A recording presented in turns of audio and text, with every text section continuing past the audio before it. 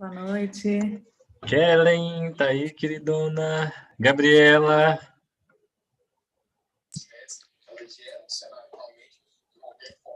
Boa noite, Pedro. Boa noite, pessoal. Tudo bem, querida? Tudo ótimo. Que bom, que bom.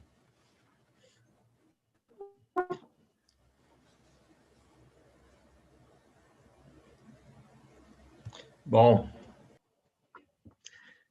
Cadê a Renata Maglioca? Tá aí? Será? A Rê? Não sei se ela já chegou. Deixa eu ver. Não, ainda não.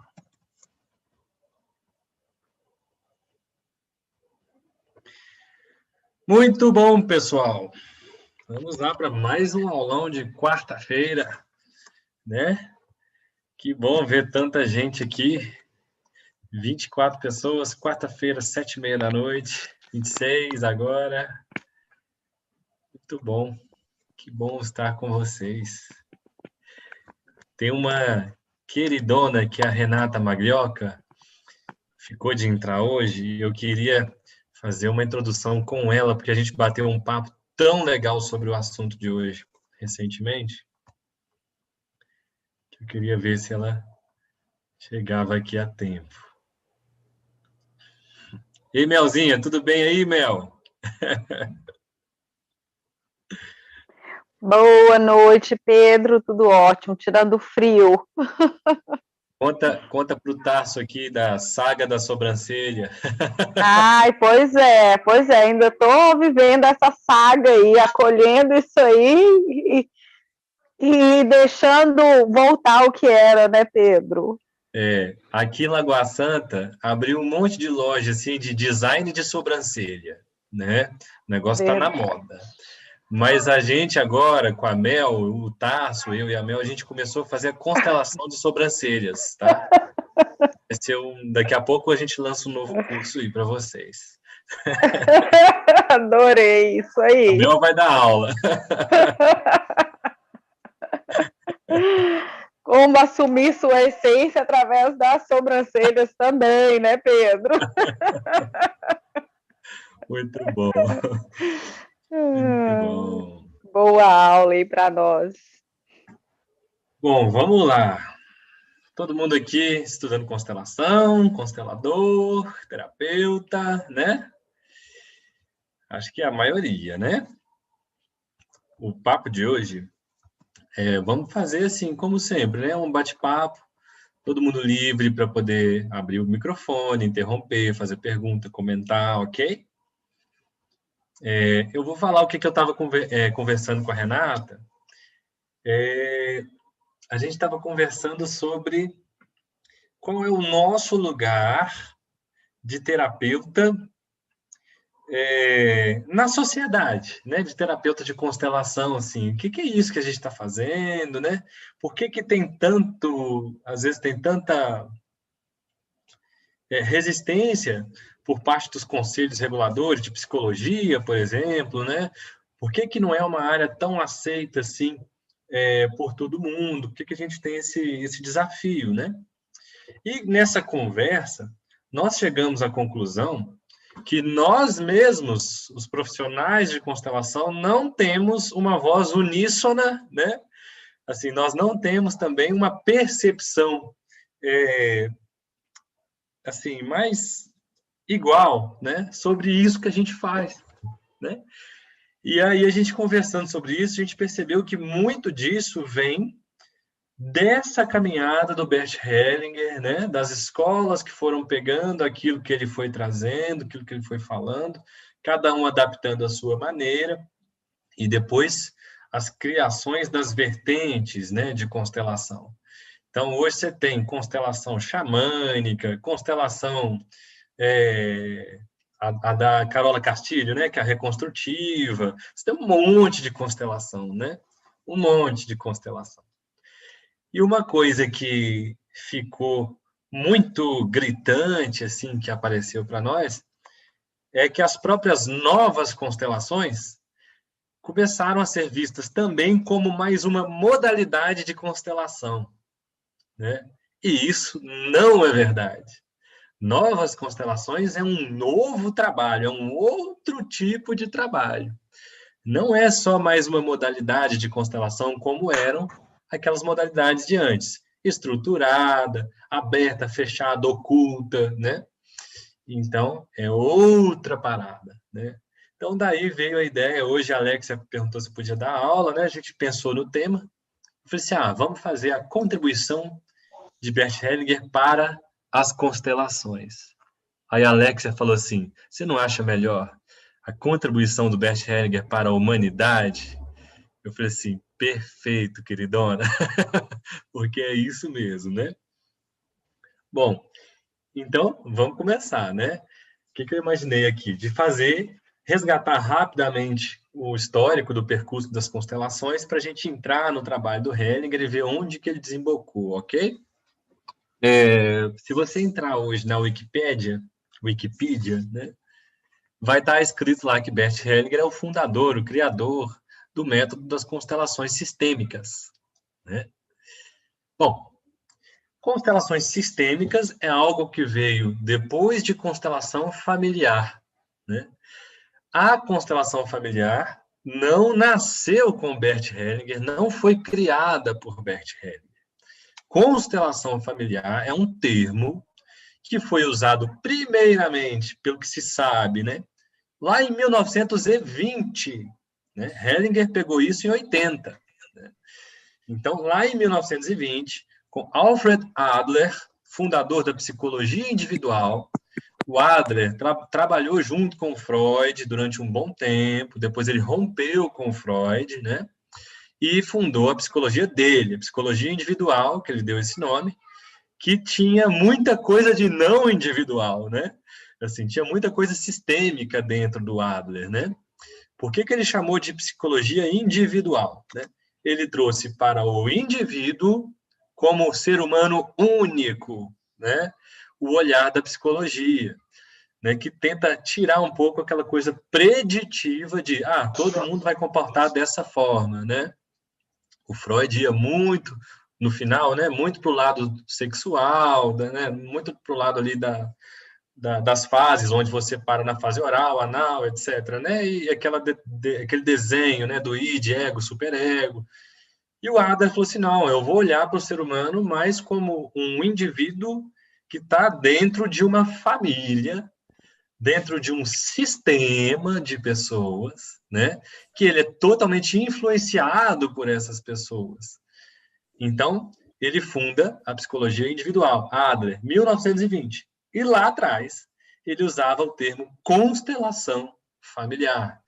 Na verdade, Familienaufstellung, que é o termo em alemão, né, que significaria mais ou menos alinhamento familiar. Mas veja bem, muita gente pega esse alinhamento e acredita que vamos alinhar a família como devemos. E não é isso. É perceber como está o alinhamento familiar, como está a constelação familiar. Percebe? Familienaufstellung foi traduzido para o inglês Familiar Constellation e depois para o português constelação familiar. Então, o termo vem de lá, 1920. O Adler com a psicologia individual, já prestando atenção nesse perfil único formado pelo conjunto das relações familiares, né? Então, 1920. O tempo foi passando. Inclusive, gente, o trabalho do Adler influencia muito o trabalho do Tarso com Alfa Beta Gama, tá? Acho que no curso de Alfa Beta Gama ele pode contar para todo mundo, né? Adler, Koenig, né? E aí, tempo se passa, né? E quando foi mais ou menos a década de 60, 70, começa a surgir na Califórnia um movimento na Escola de Psicologia da Faculdade de Palo Alto, na Universidade de Palo Alto. Começam a se juntar pessoas de diferentes áreas em torno da psicologia, né? É quando começa a surgir a psicologia sistêmica, familiar sistêmica, né? É onde passa-se a ter uma ênfase mais no sistema ainda do que nesse indivíduo que o Adler tinha visto lá atrás, né? Então, é ali, nessa época, né, da sistêmica em Palo Alto, que a gente vai começar a ter descrições mais detalhadas daquelas disfunções, entre aspas, né? As disfunções que acontecem em todas as famílias, que acontecem em todos os grupos sociais, né? É onde você vai aprender ali sobre o triângulo perverso, né? Que é onde o triângulo perverso é quando duas pessoas do mesmo nível hierárquico estão em conflito e uma delas busca um terceiro de outro nível, pode ser de cima ou de baixo, para ajudar ele no conflito. Fazendo isso, ele sequestra o outro do lugar dele, né? E entra um triângulo perverso. Isso lá, ó, escola sistêmica, Palo Alto, Califórnia, né? Vários nomes construindo, né? Essa sistêmica que a gente conhece hoje, né? Hierarquia, pertencimento, o equilíbrio entre dar e receber, tudo isso foi sendo formulado desde lá, que depois o Hellinger pegou e colocou como pacote principal, né? As três, né? Ordens do amor. Mas a gente tem a análise do script com Eric Berne, né?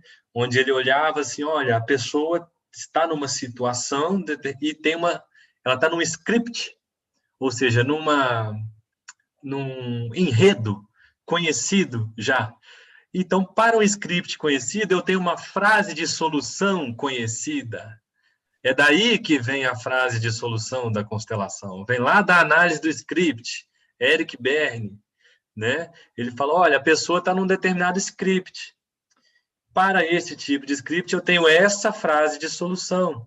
Essa frase vai fazer ela caminhar no script, né? No papel que ela está ali desempenhando, né? Então, tudo isso, gente, começa a surgir ali nesse bojo da sistêmica em 60, 70, escola de Palo Alto, ok?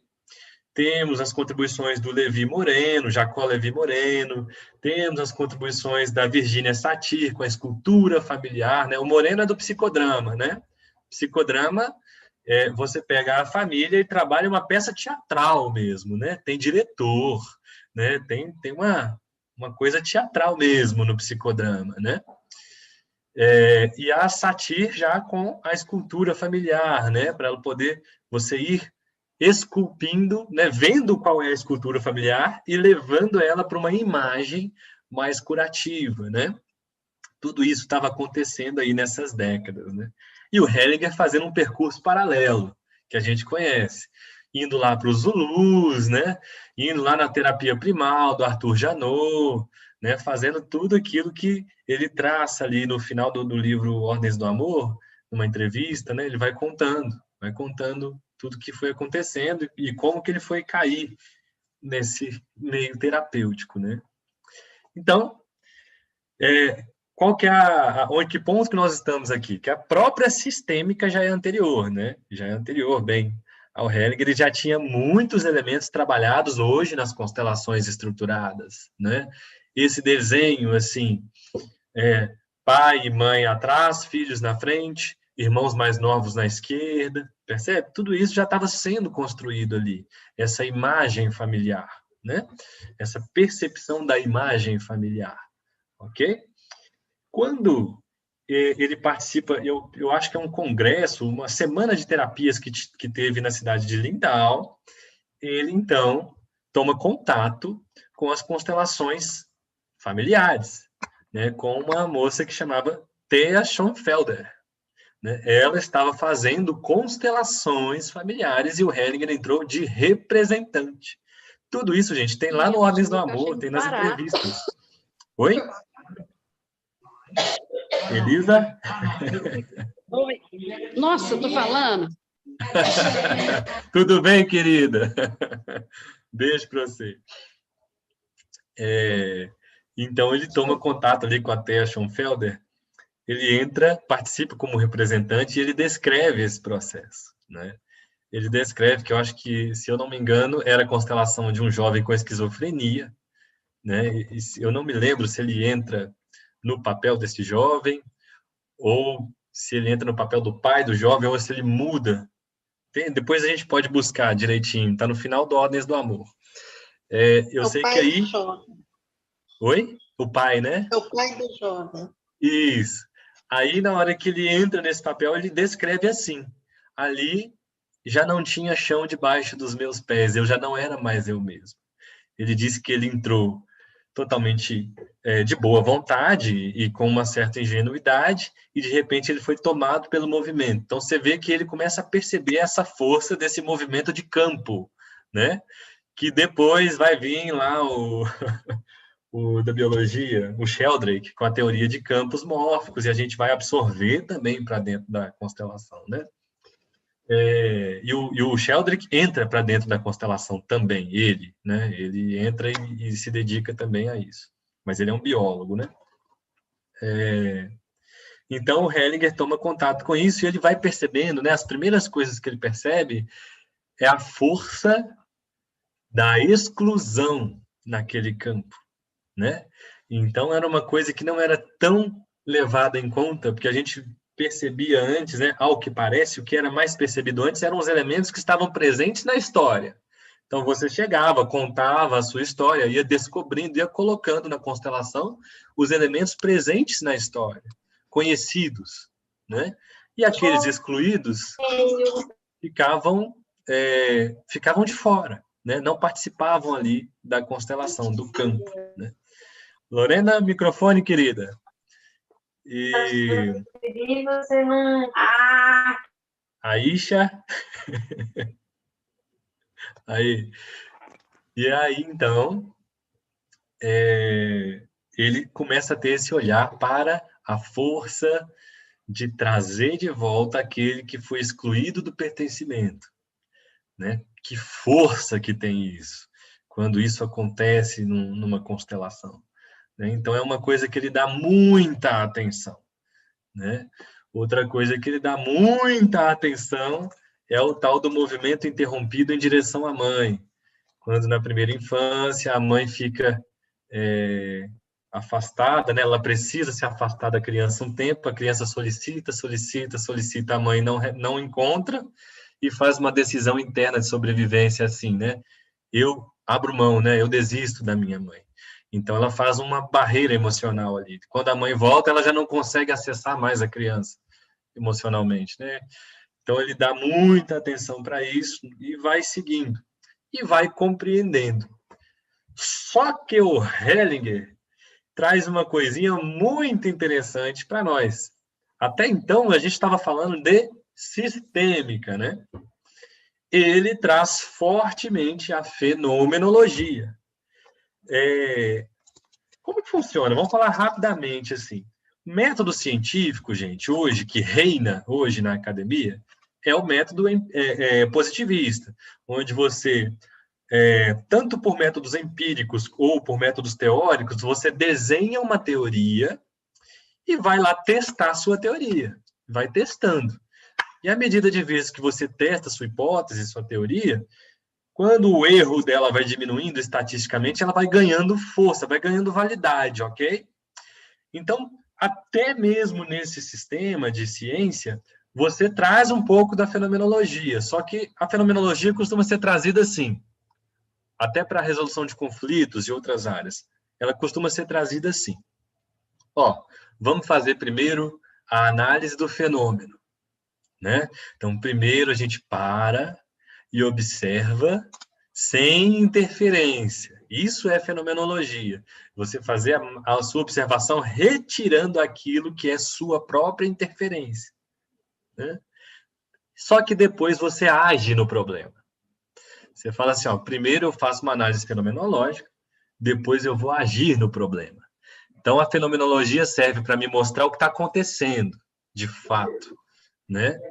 E a técnica vai servir para me permitir uma ferramenta de mudar aquele problema que estava acontecendo. Percebem? O Hellinger não, ele já entra assim, olha, não, eu vou me dedicar mais a esse fenômeno, e não como uma análise do fenômeno, mas como uma exposição direta ao fenômeno. Porque o Hellinger, gente, Hellinger, seu microfone.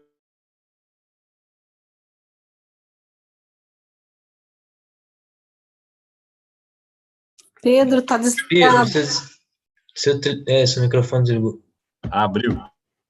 Beleza, é porque foi mutar todos, né? Maravilha. Isso. Desculpa aí, foi mal. Tá de boa, Dani. É Dani ou Pedro que tá aí? Daniel, velho. Abraço, meu querido. Abraço. Então, na fenomenologia, com quem começou essa tal dessa fenomenologia? Com Husserl, Edmund Husserl. Né? Ele pegou o problema do Kant, o Kant falava assim, olha, ou eu vou para o realismo ou eu vou para o idealismo. O Kant tentou traçar um caminho do meio, né? Chega dessa briga de realismo e idealismo, vamos achar um caminho do meio. O Kant tentou achar esse caminho, mas havia ainda o problema da interferência de quem estava fazendo esse caminho do meio. Quem está fazendo o caminho do meio interfere, percebe? O cientista interferindo no fenômeno com o conhecimento dele. O Husserl, que era um matemático que foi entrar na filosofia, falou assim, não, gente, a gente tem que eliminar do fenômeno a consciência de quem está ali olhando. Então, tudo que eu já sei, tudo que eu já penso, que eu já quero, eu tenho que retirar. O Husserl começou com isso. Um aluno dele foi o Heidegger, né? O Heidegger é o que influenciou o Hellinger, tá? Só que o Heidegger partiu para uma coisa mais humanista. O Heidegger não ficou na análise da natureza, das coisas físicas do mundo. Ele foi olhar para o ser humano, né? Assim como o Sartre também, mas tem uma diferença. O Heidegger, ele vai chegar no ponto máximo da filosofia dele quando ele descreve fenomenologicamente, né, com a fenomenologia dele, o ser humano assim. O ser humano está lançado no mundo. Ele é um ser aí. O Heidegger é o primeiro que tenta trazer de volta o ser para dentro da filosofia. Ser como verbo, né? Como ação. E aí, então, ele traz isso do ser humano ser alguém lançado no mundo e que tenta definir-se a si próprio. Ou seja, eu tento entender quem eu sou, né? Mas nunca consegue. Porque aí ele dizia, se isso acontecer, eu vou reduzir o ser a um ente. Ente, gente, é algo definido, algo cristalizado, algo fechado. Percebe? O ser humano não é fechado. O ser humano é aberto o tempo todo. Ele é aberto ao novo o tempo todo. Só que aí tanto o Heidegger quanto o Sartre, eles vão colocar o ser humano, então, projetado para o futuro.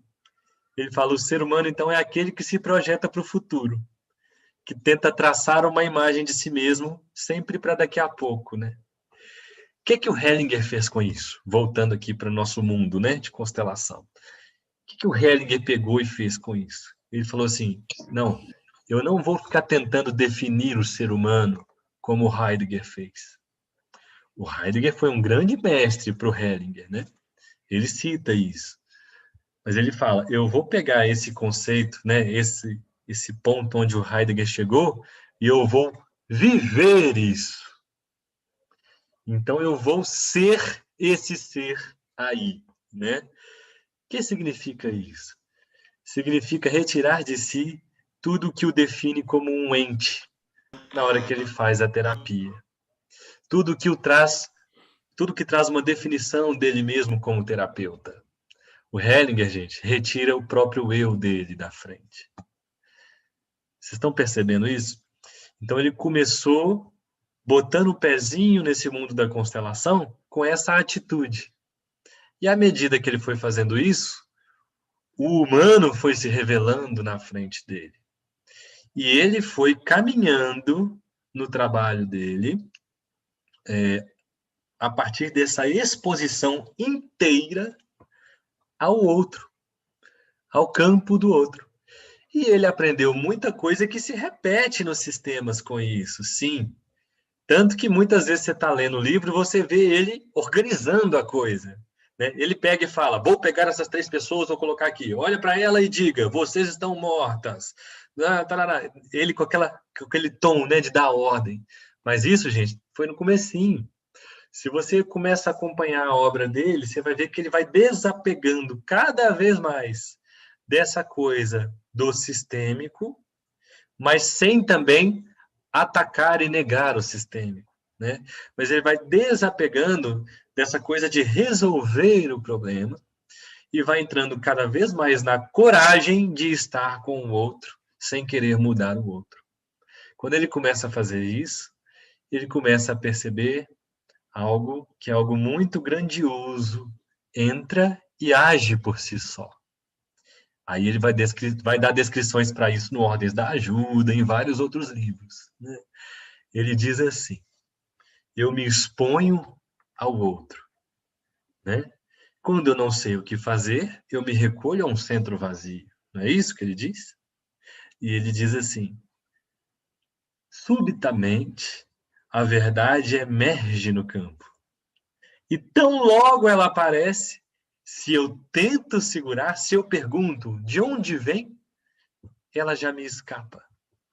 Mas esse novo movimento se instala no campo. E a partir daí, eu não sou mais necessário. Para que eu deveria me intrometer nesse lugar? As palavras do Hellinger, né? Ordens da Ajuda, que não está tão recente assim, está um pouquinho mais para o começo. Então ele começa a perceber essa fonte, né, que não precisa perguntar pelo caminho. Ele começa a perceber a força que vem desse lugar, do olhar que não julga e que não quer mudar ninguém, né? E ele começa a seguir mais para o caminho de descobrir o que ele chama de novas constelações. Então, vocês percebem o caminho? Ó, eu fiz um resumão, rapidão, né? Mas ele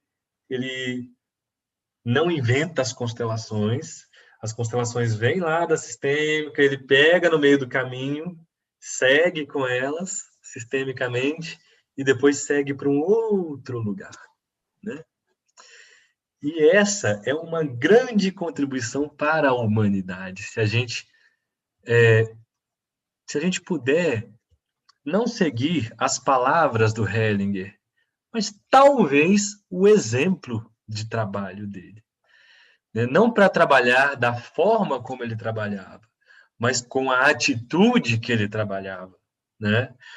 Então a gente começa a perceber a grandeza das novas constelações, desse movimento que muita gente não entendeu no começo. Como assim? Agora é só fazer uma dancinha, né? A pessoa entra, não fala nada e só coloca a questão e vive. Como assim, né? Como assim? Cadê o conhecido? Cadê a imagem conhecida das constelações, né? E ele entrando totalmente desapegado nesse ponto, né? Então é isso, assim. As novas constelações, elas são o ápice do trabalho, né, do Hellinger. Elas são onde ele chegou, né, o final que ele entrega para nós assim como exemplo, né? E não mais uma modalidade de constelações, como muita gente costuma ter entendido, né?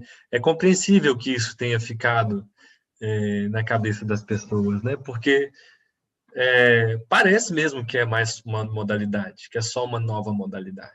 E aí vai ter os nomes, né? Autopoética, aqueles nomes que vêm chegando para tentar dar uma janelinha, né? Tentar dar uma moldura para a gente conseguir ter uma certa familiaridade com aquilo que não há familiaridade, percebem? Não há familiaridade com o novo que se apresenta na sua frente todo o tempo, né? Então, o que vocês comentam sobre isso agora, depois desse parlatório todo aqui? Pedro. Sim, Gláucia. Eu estava pensando aqui, quando você diz que o Bert ele resolve não querer definir o ser humano, mas sim ser esse ente, ele faz uma aposta muito alta no sentir, né? Sim. No sentir.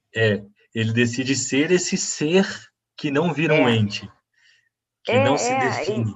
E é engraçado, porque quando eu penso que ele fez apostou as fichas dele muito no sentir, isso me remete também para uma coisa que o Tarso fala muito, que é o coração humano.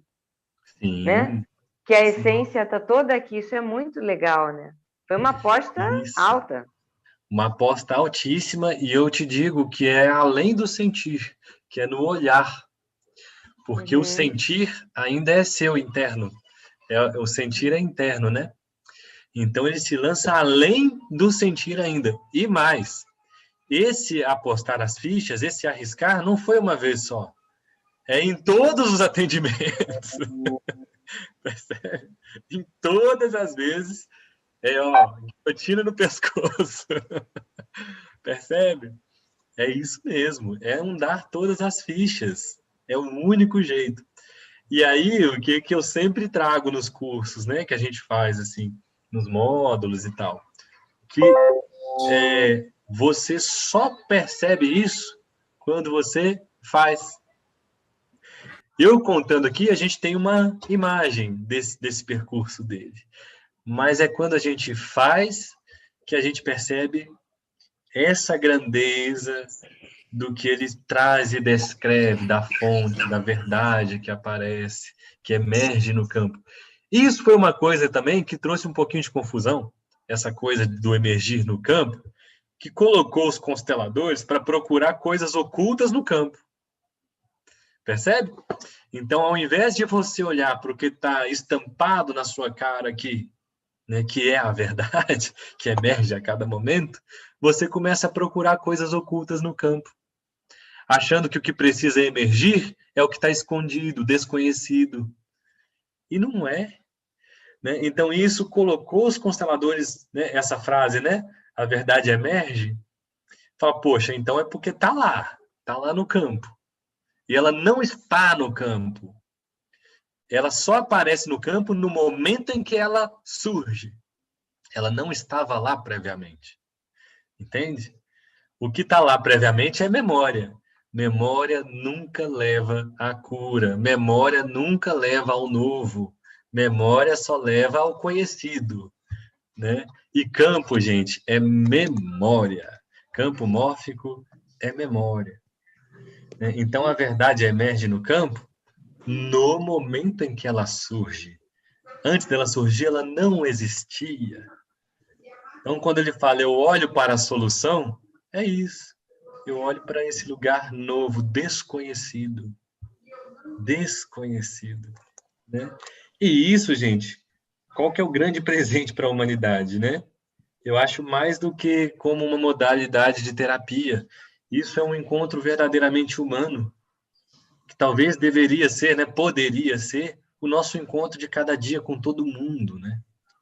Mas, por enquanto, está ali dentro da nossa terapia.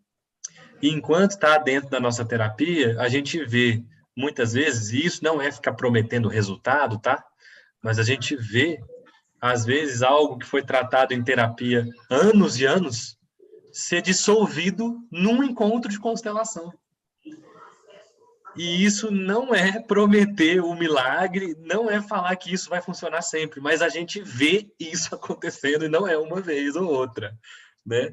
Mas quando acontece esse olhar, essa qualidade de olhar, que acompanha o movimento da pessoa, sem querer salvá-la, sem querer mudá-la, né?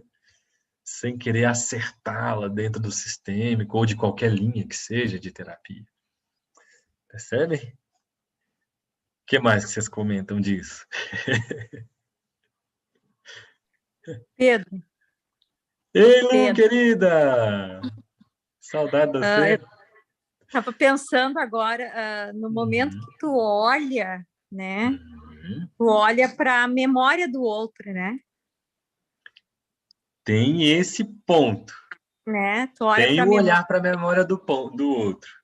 Mas porque no momento que ele tá descrevendo o que ele está sentindo, o que ele está vivendo, ele já está trabalhando a sua memória. Exatamente.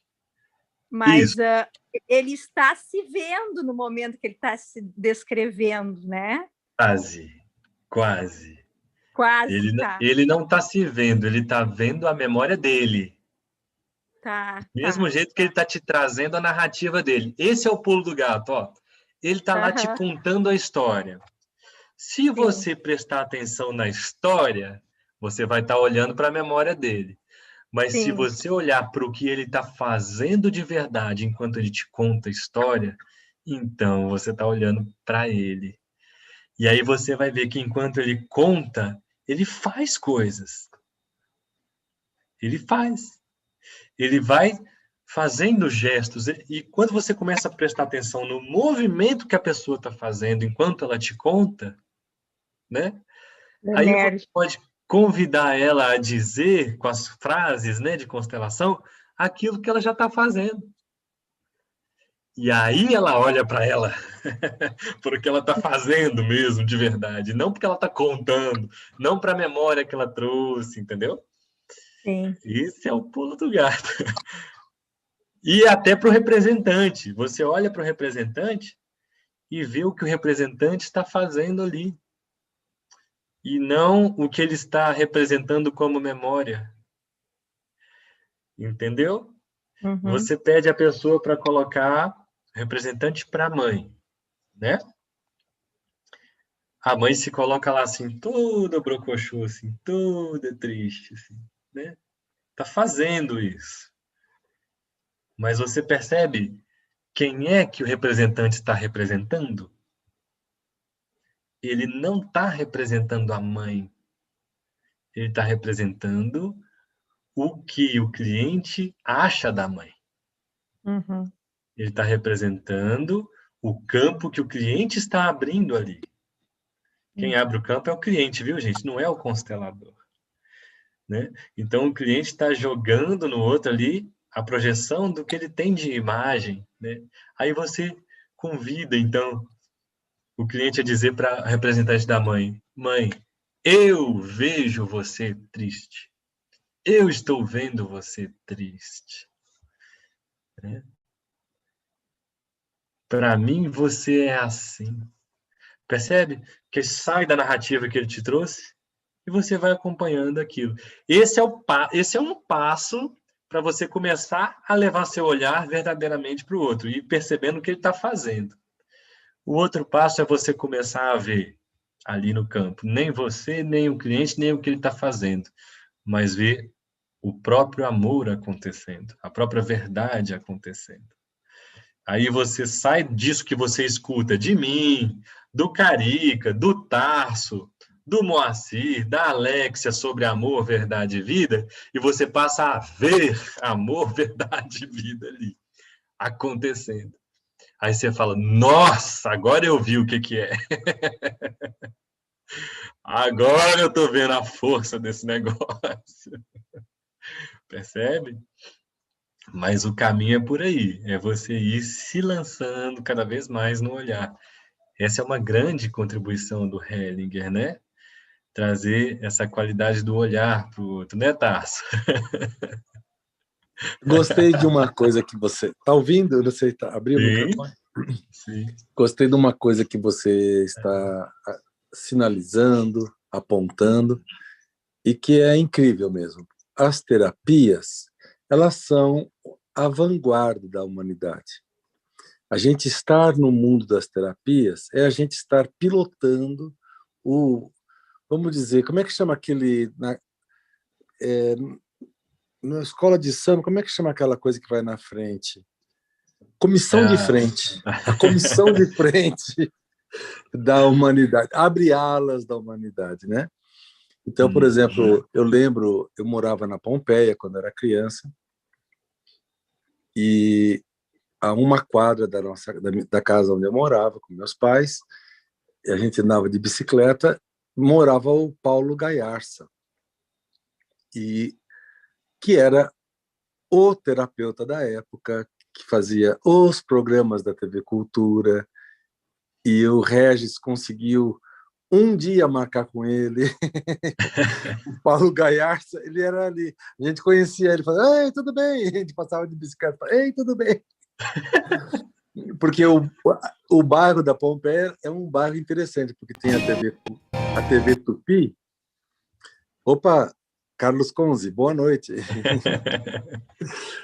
Tinha a TV Tupi, e é a montanha da TV Tupi, né? Então, os artistas moravam lá, paqueravam ali e tal. Bom, então, as terapias são um pouco a vanguarda da humanidade, né? E o que é, por exemplo, aprender a escutar, que é um trabalho da terapia, vai passar para a sociedade, como nas empresas, nos negócios, nós precisamos aprender a escutar o outro. Na educação, aprendemos a escutar o outro. Aí vem na terapia e fala assim, não, nós temos que agora aprender a observar. sacar o eu e entrar no estado de observação. E o que acontece? Isso vai também moldar os procedimentos da sociedade, da humanidade, entendeu? Olha que incrível que é a gente estar pilotando a humanidade. Nós estamos na comissão de frente da humanidade, produzindo essa escuta, produzindo esse estado de presença, produzindo esse observar a ocorrência, não julgar, não projetar, não esperar resultado. Tudo isso que a gente está vendo e que é bastante simples e bastante conhecido no campo terapêutico, daqui a alguns anos vai ser dentro do marketing, dentro do jeito de administrar pessoas, ou na educação, ou o jeito de... Então, o laboratório da humanidade é o nosso coração. É dentro da gente, é o que está acontecendo agora. Então, eu tenho um primo que adorava carros antigos. Ele tinha um Fordinho, Clube do Fordinho. Eu até peguei um pouco da porcariada da família. Mas ele falava assim, Deus me livre ter nascido antes do Henry Ford, que padronizou. Então eu falo assim, Deus me livre ter nascido antes do Bert Hellinger. É mesmo, é mesmo. É verdade. Muito bom, prossiga, Pedro. É verdade isso, né? Que bom ter nascido depois do Bert Hellinger, né? Oh, que sorte, bom, né? Ter pego... E isso que hoje está aqui com a gente, né? Você vê, o Imensa Vida, por exemplo, assim, quem entra e mergulha mesmo, né? Mergulha nos módulos e tal, acaba se redescobrindo, né? Acaba se reencontrando, porque tem uma verdadeira terapia nesse percurso, né? Uma profundíssima terapia no percurso nos módulos, né? E como que, olha só, isso é também parte do legado do Hellinger, né? E olha só o tamanho dessa escola aqui, o tamanho de uma parte do legado dele, né? E não só como conhecimento, mas como vida, como vidas que se tornaram mais leves, inclusive a minha, né? Vidas que se tornaram mais leves, mais verdadeiras, né? Onde o falso pôde morrer, assim, em grande escala, sabe? Então, é um grandíssimo presente, né? E hoje, assim, onde eu vou, por exemplo, fui convidado para ser diretor da escola lá da minha filha, né? Associação, Valdo. Poxa, já está entrando o olhar ali dentro, né, da terapia. Então, já está tendo conversa de professor com aluno e tal. Não, vamos fazer uma constelação, vamos entrar, vamos, sabe? A coisa vai adiante mesmo, como você falou, né? É inevitável que isso ultrapasse a fronteira das terapias e chegue na sociedade, né? Isso é muito bom mesmo. Um grande presente, né, gente? Um grande presente. Lembrando aqui, antes que... Vou fazer um jabazinho, que hoje tem 66 pessoas, né? Semana que vem, para quem vocês quiserem convidar para o Imensa Vida, vai ter a semana... Como é que a André me falou, gente? Navegando nas Constelações, acho que é isso. Navegando nas Constelações. É isso mesmo. Segunda, terça e quarta, né, Dani? Segunda, isso. Terça e quarta, 7h, 7h30, né? O horário do aulão. Horário do aulão. Para as pessoas conhecerem o Imensa Vida. Então, já fiquem de sobreaviso, se tiver alguém que vocês queiram, né? Quem não é do Imensa Vida e quiser trazer alguém, vai ter semana que vem. Segunda, terça e quarta.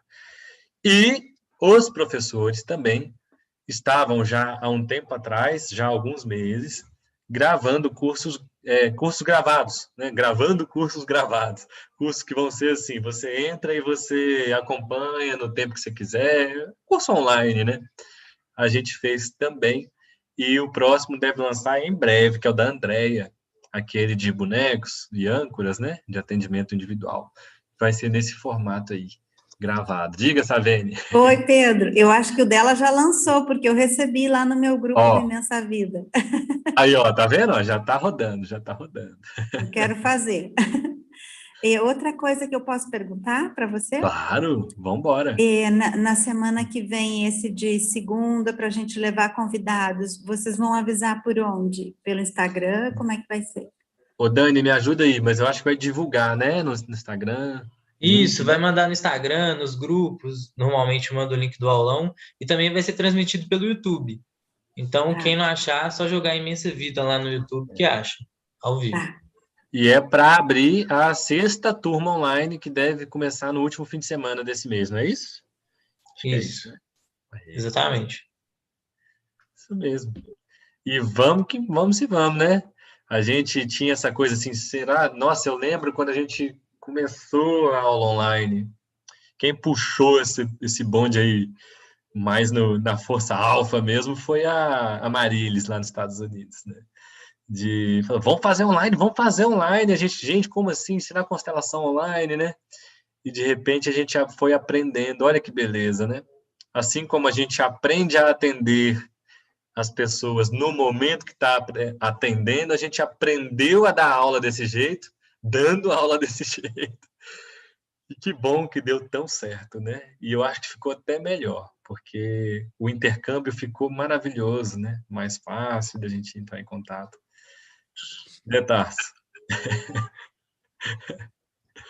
É verdade. Agora, atendendo a pergunta da Gláucia, eu vou abrir a panela. Abre, estamos esperando. Deixa eu ver aqui. Como é que eu vou fazer, Gláucia? Vou mudar. Dá um spotlight, Dani. Aqui, ó.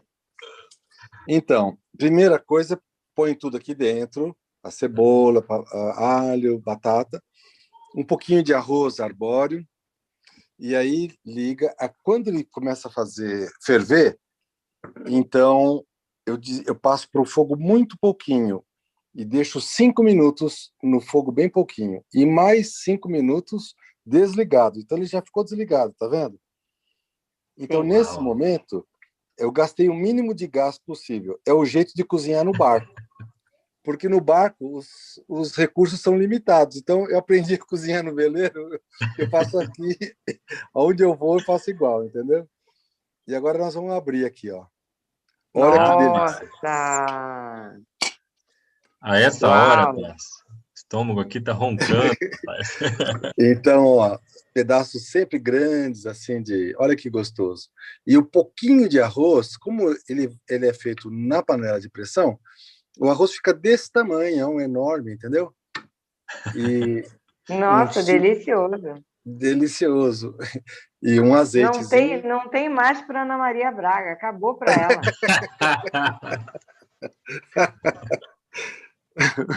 Para você, Gláucia. Beijo. Ó, isso aí é uma cozinha fenomenológica, tá, gente? Isso aí, ó, nós vamos lançar esse curso também, né? O Humor fazia o sopão do humor. Alguns aqui devem ter tido a chance de experimentar. Você lembra, né, Tarso? Ele pegava um caldeirãozão gigante, picava tudo que é tipo de legume, tudo pequenininho, assim, colocava no caldeirão. Primeiro ele refogava bem uma cebola no azeite, né? E ele falava assim, ó, cebola é assim, você coloca ela na hora que ela tá pedindo água, sofrendo, desidratando, aí você joga sal para completar o sofrimento. Aí ele fazia isso e ele pegava a chama. Quando você vai desligar o fogão, que a chama sai do máximo e vai para morrer, sabe? Ele colocava ali só o pontinho da chama, assim, e aquilo passava a madrugada inteira ligado. Maluco. Ia dormir, se apagasse, ia vazar o gás na casa, né? Maluco. Ia dormir, passava 12, 13 horas, né? Mas era um sopão, hein? Aí ele congelava um monte de vasilhinha, né? E às vezes distribuía assim para os amigos. Verdade. Mas olha aí, saímos lá da contribuição do Hellinger, fomos para as culinárias fenomenológicas. Olha aquilo ali, gente. Pelo amor de Deus. Mas é bem isso mesmo, sabe, Pedro? Porque se a gente for pensar, nós estamos falando o tempo inteiro de nutrição, né? Verdade. O tempo inteiro nós estamos falando de nutrição. Então, não dá para separar um adulto de alguém que não cozinha a sua própria comida, de que não faz a leitura da sua própria vida, não importa a leitura de outras pessoas, mas faz a sua própria leitura, tem a sua autonomia, né? E ontem a gente estava conversando num grupo, um aulão que teve lá, e aí nós estávamos falando sobre sair do eu separado para entrar no eu integrado, que é o eu que se coloca 100% na matéria, 100% na totalidade. Então, ele está integrando céu e terra. Ele está integrando fogo e água. Está integrando Yang e Yin, né? Yang e Yin até que é mais para P1 e P2. Ele está integrando o que é a terra e o que é céu. Então, entende perfeitamente o movimento do eu, mas não está apenas no movimento do eu. Nem briga com o movimento do eu. Só sabe que o movimento do eu está lá. Mas está vivendo, está atento, está se nutrindo nesse grande movimento da vida, né? Então, é um pouco isso daí. O que você tem a dizer, Pedro? O que eu vejo nisso, assim, se eu fosse Moacir, eu ia falar assim, isso é sonho, isso é bobagem, né? Porque ele falava, eu nunca integra, né? Mas, assim, também negar o eu é a forma de ficar grudado no eu separado, né? Para usar essa linguagem do eu separado. Então, tentar negar, tentar excluir, tentar fazer desaparecer, né? É a forma de você continuar grudado na separação. Então, é assim, ele é como é, o eu é como é, eu sou como sou, vocês são como vocês são, né? Basta, como se diz, né? Como o Moacir dizia, desfrutar, né? E o desfrutar, gente, não é vida boa, bem bom, né? Desfrutar é cada momento você vive do jeito que ele é, do jeito que você é também, né? Mas vive de verdade. Não vive de um jeito assim, nem negando, nem também passando panos quentes, né? Tentando ver o copo meio cheio, né? Eu não gosto disso, mas eu tive muito aprendizado. Não, cara, fala, eu não gosto, não estou gostando, né? Isso para mim é horrível, é inaceitável. E isso assume que está inaceitável, né? Do outro lado também assume que você gosta daquilo, daquela outra coisa. Enfim, seja você, né? Esteja inteiramente também nesse eu, né? E isso, sem querer mantê-lo para sempre, sem querer que ele seja eterno e que ele tenha realmente alguma verdade que nunca vai se desfazer, né? Ô Pedro, eu só ia usar... Eu ia usar uma palavra que você usou, que a gente escutou muito, né? Que é o desfrute. E é bem interessante porque desfrutar significa saborear a fruta. É nutrir. Desfrutar é nutrir. Papo bom, hein? É papo bom. Nutrir-se daquilo que está na sua mão na hora. Né? Isso daí, não é mesmo? Pensa, não é? Exatamente. É tão simples, né, gente? Tão simples. Mas a gente percebe também que quando a gente está no olho do furacão, esse simples fica um pouquinho complicado. E aí é bom quando tem alguém que está fora do olho do furacão que consegue ter esse olhar amoroso, né? Que aí te ajuda a ver o simples. Porque é só isso, é só se nutrir. Aqui está quase passando por uma aula de Ayurveda, né? Porque no Ayurveda tudo é alimentação, né? Você é um tubo. Vamos fazer também as constelações ayurvédicas agora também. Ô, Pedro, então Então, eu vou compartilhar uma poesia que chama Nutrir, que eu escrevi. Aproveitando o ensejo. Claro. Para nutrir o corpo, você deve primeiro nutrir a alma, entender seus desafios, preencher os seus vazios, inundá-los de afeto, autoestima e conforto.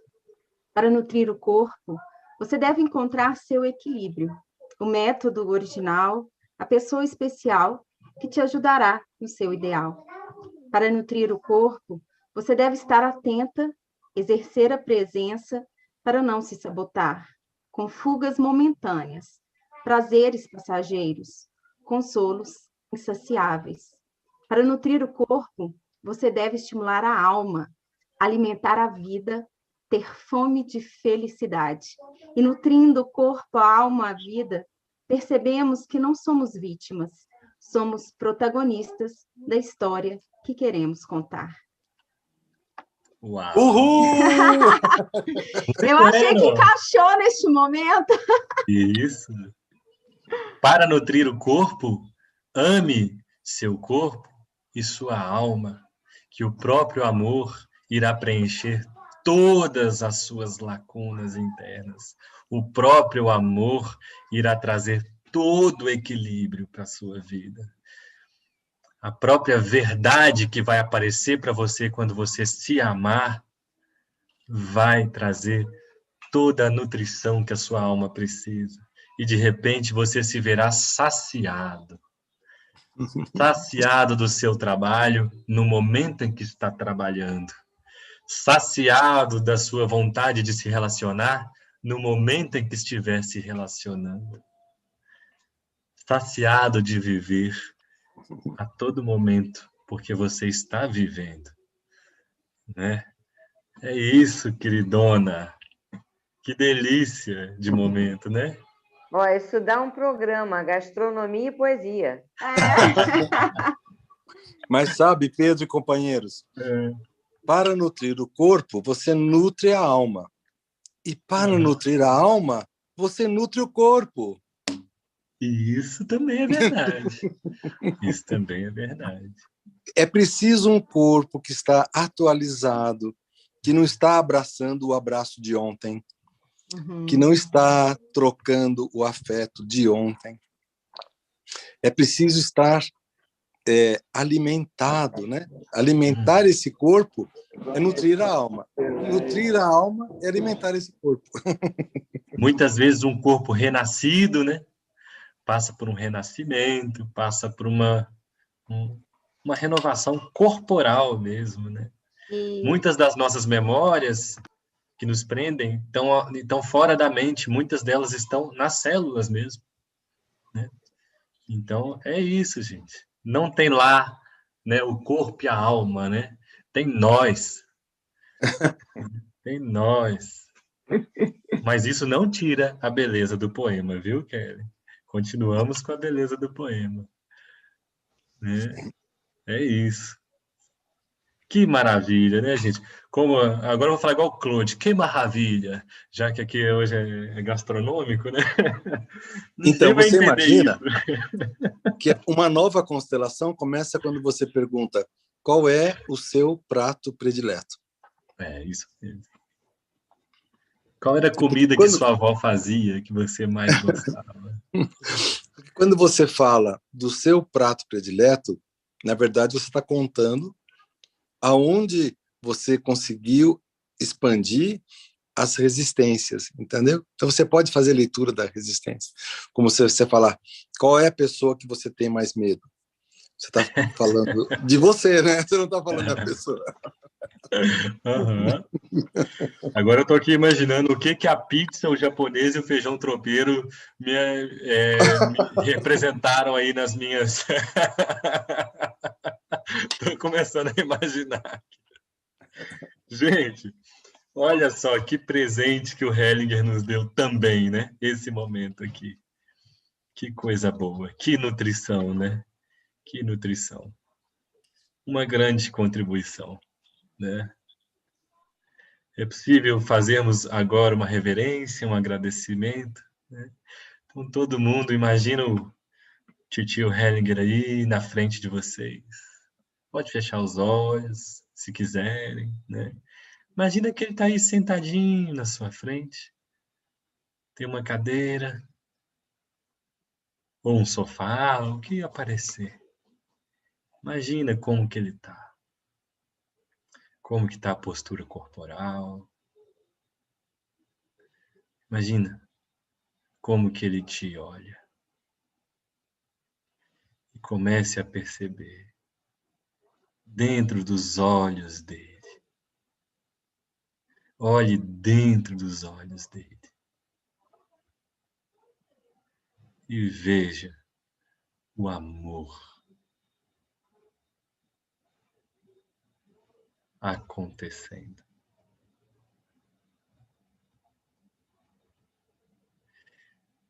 Então nós podemos dizer para ele: agora eu vejo. A fonte não precisa perguntar pelo caminho. A fonte é o caminho.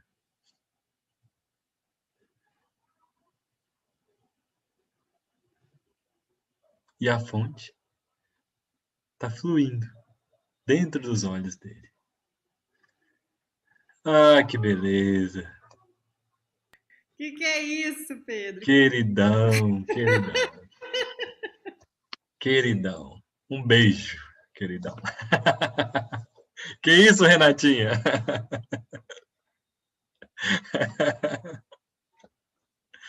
O que aconteceu aí, Renatinha? Não sei, é a segunda vez que tem uma conexão dessas proposta, né, por algum professor daqui, e eu sinto uma coisa transbordando, assim, mas é muito transbordando, é impressionante, é muita graça. Isso. É isso mesmo. Como os americanos dizem, né? That's what I'm talking about. É disso que eu tô falando. Pedro, é engraçado, né? Que você falou dos olhos, e na hora que eu fechei os olhos aqui e foquei no Beth, eu só conseguia ver os olhos dele. Uhum. Aí na hora que você falou foi muito impressionante, assim, porque é isso, né? Uhum. É um mergulho. É muito bacana, obrigada. Não é à toa que a gente fala que os olhos são a janela da alma. Isso é verdade. Isso é verdade. Sim. Maravilhoso. Eu senti uma imensa...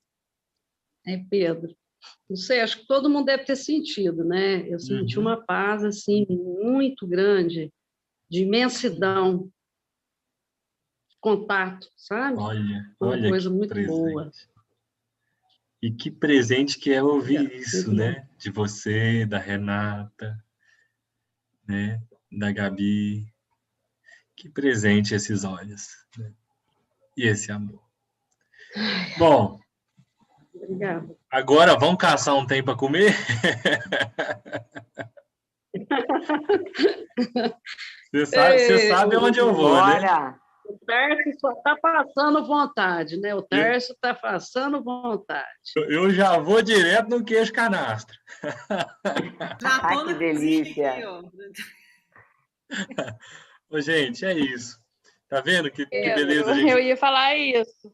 É, né? O queijo. Comer um queijinho com goiabada, lembrando o Pedro. Olha aí. Bom demais.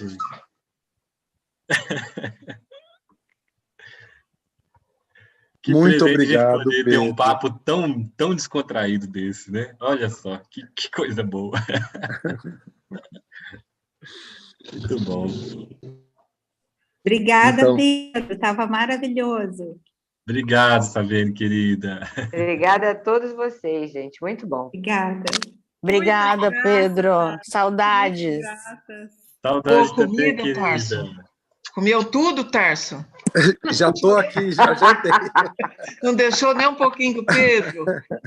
Olha só, em vez de falar assim, tchau, gente, muito obrigado, boa noite, você fala, gente, muito obrigado, bom apetite. Bom apetite para todos. Uma noite bem gostosa para todo mundo. Obrigada. Muito obrigado, Pedro e companhia. Muito Tchau, obrigada, queridão. gente. Boa Obrigado, noite. Tarso. Tchau, boa noite. Boa noite, gente. Boa Boa noite. noite, gente. Prazer em vê-lo novamente, Pedro. Beijão. Tchau, tchau, Socorro, querida. Tchau, gente. Boa noite a todos.